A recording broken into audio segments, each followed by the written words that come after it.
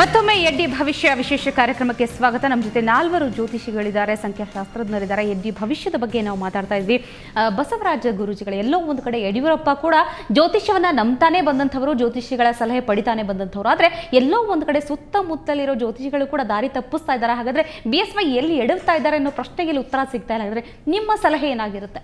ಬಹಳ ಮುಖ್ಯವಾಗಿ ಒಳ್ಳೆಯ BJPಯಲ್ಲಿ ಅಥವಾ ರಾಜಕಾರಣದಲ್ಲಿ ಅಥವಾ ಅನುಭವದಲ್ಲಿ ತುಂಬ ಒಳ್ಳೆಯ ವ್ಯಕ್ತಿ ಅಂತ ಹೇಳಿದ್ರೆ ಯಡಿಯೂರಪ್ಪ. ಅವರಿಗೆ ತುಂಬ ಅನುಭವ ಇದೆ, ಜೊತೆಗೆ ಅವರ ಜಾತಕ ಕೂಡ ಒಳ್ಳೆಯ ಮಹರ್ಜಾತಕ ಅಂತ ಹೇಳುತ್ತೆ. ಒಳ್ಳೆಯ ರಾಜಕಾರಣಿಗಳು. ಆದರೆ ಈ ಸಮಯದಲ್ಲಿ ಅವ್ರ ಸಮಯ ಸರಿ ಇಲ್ಲದೆ ಇರೋದ್ರಿಂದ ಏನು ಅಂದರೆ ಪಕ್ಷಕ್ಕೆ ಒಂದು ದೊಡ್ಡ ವ್ಯಕ್ತಿಯಾಗಿ ಅಥವಾ ಪಕ್ಷದ ಒಬ್ಬ ದೊಡ್ಡ ನಾಯಕನಾಗಿ ಅವರ ಜಾತಕದ ರೀತಿಯ ಟೈಮ್ ಯಾವಾಗ ಸರಿ ಇಲ್ವೋ ಅವಾಗ ಸ್ವಲ್ಪ ಕೂಲಾಗಿದ್ದು ಇದನ್ನೆಲ್ಲ ಗಮನಿಸ್ಕೊಂಡು ಎಲ್ಲವನ್ನು ತಿದ್ದುತ್ತಾ ಪಕ್ಷದಲ್ಲೇ ಮುಂದುವರೆದುಕೊಂಡು ಎಲ್ಲರಿಗೂ ನಾಯಕನಾಗಿರ್ತಕ್ಕಂಥದ್ದು ಇಲ್ಲಿ ಸೂಕ್ತ ಅನಿಸುತ್ತೆ. ಹೊಸ ಪಕ್ಷ ಕಟ್ಟಕ್ಕೆ ಹೋದಾಗ ಸಾಕಷ್ಟು ಆ ರಾಜ್ಯಗಳಲ್ಲಿ ಕೆಲವರು ಹೊಸ ಪಕ್ಷಗಳು ಕಟ್ಟಿ ಎಷ್ಟೋ ಪಕ್ಷಗಳು ಇವತ್ತು ಅಧೋಗತಿಗೆ ಹೋಗ್ಬಿಟ್ಟಿದೆ.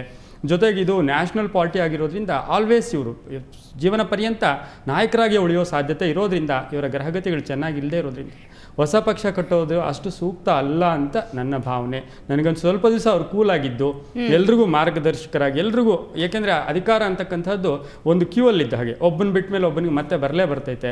ಇವರ ಇದರಲ್ಲೂ ಕೂಡ ಮುಂದಿನ ದಿನಗಳಲ್ಲೂ ಕೂಡ ಇದೇ ಪಕ್ಷದಲ್ಲಿ BJPಯಲ್ಲಿ, ಯಾಕೆಂದರೆ ಅವರಿಗೆ ಅವ್ರ ಮನಸ್ಸೆಲ್ಲ ಇಲ್ಲೇ ಇದ್ದು ಸುಮ್ಮನೆ ಎಲ್ಲೋ ಒಂದು ಕಡೆ ನಾನು ಬೇರೆ ಪಕ್ಷ ಅನ್ನೋದಕ್ಕಿಂತ ಇಲ್ಲೇ ಉಳ್ಕೊಂಡು ಮುಂದುವರೆದಿದ್ದೆ ಆದರೆ ಅವರ ಭವಿಷ್ಯದಲ್ಲಿ ಮುಂದೆ ಒಳ್ಳೆ ರಾಜಕೀಯ ಕಾರಣಿಯಾಗಿ ಒಳ್ಳೆ ವ್ಯಕ್ತಿಯಾಗಿ ಗುರುತಿಸ್ಕೊಳ್ಳೋ ಸಾಧ್ಯತೆಗಳು ಜ್ಯೋತಿಷ್ಯದ ಪ್ರಕಾರ ಇದೆ ಅಂತ ಹೇಳಿ ಹೇಳ್ಬೋದು. ಖಂಡಿತ. ಶಾಸ್ತ್ರಿಗಳಿಗೆ ನಿಜಕ್ಕೂ ಒಂದು ರಾಷ್ಟ್ರೀಯ ಪಕ್ಷದಲ್ಲಿ ಇದ್ಕೊಂಡು ರಾಜ್ಯಾಧ್ಯಕ್ಷರಾಗಿದ್ದಾರೆ, ಪ್ರತಿಪಕ್ಷ ನಾಯಕನಾಗಿದ್ದಾರೆ, ಉಪಮುಖ್ಯಮಂತ್ರಿ, ಮುಖ್ಯಮಂತ್ರಿ ಎಲ್ಲ ರೀತಿಯ ಸ್ಥಾನಗಳನ್ನು ಅನುಭವಿಸಿದ್ದಾರೆ. ಜೊತೆಗೆ ಒಂದು ಹೋರಾಟದ ಮನೋಭಾವ ಅವರಲ್ಲಿದೆ. ಈ ಹಂತದಲ್ಲಿ ಹೊಸ ಪಕ್ಷ, ಒಂದು ಪ್ರಾದೇಶಿಕ ಪಕ್ಷ ಕಟ್ಟಿ ಅದನ್ನು ಅಧಿಕಾರಕ್ಕೆ ತರಬೇಕು ಅಂದರೆ ಸುಮ್ಮನೆ ಮಾತಲ್ಲ. ಅದು ಏನು ಮಾಡಬೇಕು ಅಂತ ಹೇಳ್ತೀರ? ಹಾಗಾದ್ರೆ ನೋಡಿ, ಅವರಿಗೆ ಈಗ ಗ್ರಹಸ್ಥಿತಿಗಳಿಂದಾಗಿ ಅವರು ಆ ರೀತಿ ಆಗಿದ್ದಾರೆ ಅನ್ನೋದು ನನ್ನ ಅಭಿಪ್ರಾಯ. ಯಾಕೆಂದರೆ ಗ್ರಹಗಳು ಮುಖ್ಯ ಕಾರಕ, ಎಲ್ಲ ಮನುಷ್ಯನನ್ನು ಬದಲಾಯಿಸುತ್ತೆ, ಅವನ ಜೀವನವನ್ನೇ ಬದಲಾಯಿಸಿಬಿಡುತ್ತೆ.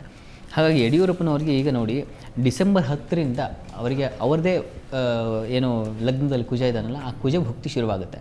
ಆವಾಗಿನಿಂದ ಒಂದು 7 ತಿಂಗಳು ಅವರಿಗೆ ತುಂಬ ಚೆನ್ನಾಗಿದೆ. ಮತ್ತು ಅವರ ಆ ಸಮಯದಲ್ಲಿ ಒಳ್ಳೆ ನಿರ್ಧಾರವನ್ನು ಮಾಡಿ ಮನಸ್ಸನ್ನಿಗೆ ಒಂದು ಸ್ಥಿಮಿತ ತಗೊಂಡು ಒಳ್ಳೆ ಪ್ರಯತ್ನವನ್ನು ಮಾಡಿದ್ರೆ ಖಂಡಿತ ಅವರು ಅದೇ ನಾಯಕರಾಗಿರ್ತಾರೆ. ಪಾಪ ಮುಂಚೆಯಿಂದ ಅವರು BJP ಮುಂಚೆಯಿಂದ ಇದ್ದಂಥವ್ರು ಮತ್ತು ಅವರು ಹುಟ್ಟಾಕದಂಥವ್ರು, ಒಬ್ಬ ಯಜಮಾನಂತಿದ್ದವರು ಅವರೇ ಈಗ ಅಲ್ಲೋಲಕಲ್ಲ ಆಗದೆ ಇರಲಿ ಅನ್ನೋದು ನಮ್ಮ ಅಭಿಪ್ರಾಯ. ಅವರು ಹಾಗೆ ಇರಲಿ, ಅವ್ರ ಯಜಮಾನಂತಿರಲಿ ಅನ್ನೋದು ನಮ್ಮ ಅಭಿಪ್ರಾಯ. ಓಕೆ, ಪಂಡಿತರೆ, ನಿಜಕ್ಕೂ BJP ಬಿಟ್ಟು ಅವರೆಲ್ಲೂ ಹೋಗಲ್ಲ ಅಂತ ಹೇಳ್ತಾನೆ ಇದ್ದೀರಿ. ಹಾಗಾದ್ರೆ ಏನು ಮಾಡ್ತಾರೆ ಅಂತ ಈ ಹಂತದಲ್ಲಿ ನಿಮ್ಮ ಸಲಹೆ ಏನಾಗಿರುತ್ತೆ? ಅವರು ಈಗ ತಪ್ಪು ಮಾಡ್ಕೊಂಡದ್ದು ಎಲ್ಲಿ ಅಂದರೆ ಆರಾಧನಾ ಸ್ಥಾನ 4ನೇ ಮನೆ, ಶುಕ್ರ ಅಲ್ಲಿದ್ದಾನೆ ಹುಚ್ಚನಾಗಿ. ಆದರೆ ಶುಕ್ರ ಮಂತ್ರವಾದ ಬೇರೆ, ಮಂತ್ರ ಬೇರೆ. ಅವರು ಮಂತ್ರ ಮಾಡಬೇಕಿತ್ತು. ಯಾಕೆ ಕೇಳಿದ್ರೆ ದೇಶವನ್ನು ಆಳುವಂಥ ರಾಜರುಗಳು ದೇಶಕ್ಕೆ ಹಿತವಾಗುವಂಥ ಮಂತ್ರ ಯಜ್ಞ ಹೋಮ ಮಾಡಬೇಕು. ಅವರು ಅದು ಮಾಡ್ತಾ ಇಲ್ಲ, ಸ್ವಾರ್ಥಕ್ಕಾಗಿ ಮಂತ್ರ ಹೋಮನವನ್ನು ಮಾಡ್ತಾ ಇದ್ದಾರೆ. ಶುಕ್ರನು ಶತ್ರು ಮನೆಯಲ್ಲಿದ್ದಾನೆ. ಅವರು ಏನು ಮಂತ್ರ ಮಾಡಿದ್ದಾರೋ ಅದೆಲ್ಲವೂ ಅವರಿಗೆ ಅಪಾಯ ಆಗಿದೆ. ಮುಂದಿನದನ್ನೆಲ್ಲ ಅದು ಮಾಡಬೇಕು ಅಂದರೆ ಆ ಮಂತ್ರವಾದ ಮಾಡಲಿಕ್ಕೆ ಹೋಗೋದು ಮಾಂತ್ರಿಕರಲ್ಲಿ ಕೇರಳಕ್ಕೆ, ತಮಿಳುನಾಡಿಗೆ ಹೋಗೋದು ಬಿಡಬೇಕು. ನಮ್ಮ ದೇಶದಲ್ಲಿ ಕದ್ದು ಮುಚ್ಚದೆ ನಿಜವಾಗಿ ಪ್ಯಾರಲಸ್ ಅಂತ ಗ್ರೌಂಡ್ನಲ್ಲಿ ನಾನು ದೇಶಕ್ಕಾಗಿ ಮಾಡ್ತೇನೆ ಮಂತ್ರ ಯಜ್ಞಗಳಿದೆ. ವೇದ, ಶುಕ್ರ ಮತ್ತು ಗುರು ಅಂದರೆ ವೇದಾನುಷ್ಠಾನವನ್ನು ಇನ್ನೂ ಯಾರೂ ಮಾಡದೇ ಇದ್ದಂಥ ವೇದಾನುಷ್ಠಾನವನ್ನು ಕೈಗೊಂಡ್ರೆ ಮತ್ತು ಎಲ್ಲ ಸಮಸ್ತರೂ ಸಹ ಅವರನ್ನು ಮನ್ನಿಸ್ತಾರೆ. ಆ ದೈವ ರಕ್ಷೆ ಅನ್ನೋದು ಅವರಿಗೆ ಸಿಗುತ್ತೆ. ಈ ದೈವ ಶಿಕ್ಷೆಗೆ ಅವರು ಒಳಗಾಗಿದ್ದಾರೆ. ಈಗ ಮಂತ್ರವಾದಗಳನ್ನು ಮಾಡಿಕೊಂಡು, ಶುಕ್ರ ಅಂದರೆ ಈ ಮಂತ್ರವಾದಗಳು, ಆದ್ದರಿಂದ ಅವರು ಮಾಡಿದಂಥ ಮಂತ್ರವಾದವೇ ಈ ಚಂದ್ರದಶೆಯಲ್ಲಿ ಅವರ ಮನಸ್ಸನ್ನು ಹಾಳು ಮಾಡಿದೆ. ಯಾವಾಗಲೂ ಮನಸ್ಸನ್ನು ಒಳ್ಳೆಯದು ಮಾಡುವಂಥದ್ದು ಮಂತ್ರನೇ, ಮನಸ್ಸನ್ನು ಹಾಳು ಮಾಡುವಂಥದ್ದು. ಆದ್ದರಿಂದ ಅವರ ಮನಸ್ಸು ಹಾಳು ಮಾಡೋದು ಅವರು ಮಾಡಿಕೊಂಡಂಥ ಮಂತ್ರವಾದ. ಅದನ್ನು ಬಿಟ್ಟು ಸರಿಯಾದ ಮಂತ್ರಶಾಸ್ತ್ರದಲ್ಲಿ ದೇಶಕ್ಕೆ ಒಳ್ಳೆಯದಾಗುವ ಮಂತ್ರ ಮಾಡಿದ್ರೆ ಅವರು ಖಂಡಿತವಾಗಿಯೂ ಈಗ ಅವರು ಏನು ಮಾಡ್ತಾ ಇದ್ದಾರೋ ಈ ವಿಚಾರವನ್ನೆಲ್ಲ ಬಿಟ್ಟುಬಿಡಬೇಕು. ಮತ್ತೆ ಪುನಃ BJPಲಿ ಅವರು ಇರಬೇಕು.